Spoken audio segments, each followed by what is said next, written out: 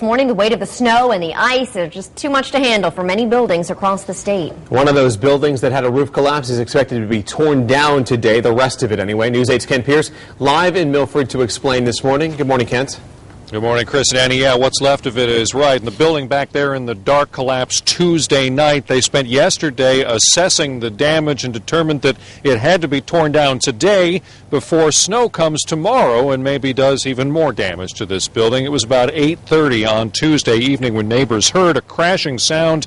They came out to find the back of the old Atlantic powder coating building collapsed. If you remember last week, we got all that snow and all this week's rain was predicted.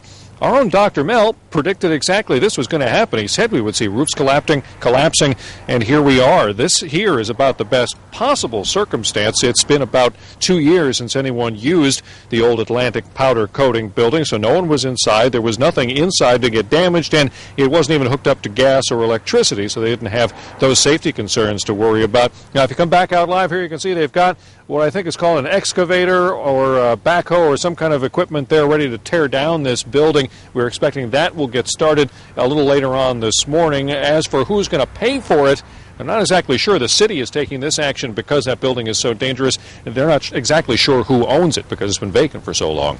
Live in Milford, I'm Kent Pierce, News 8.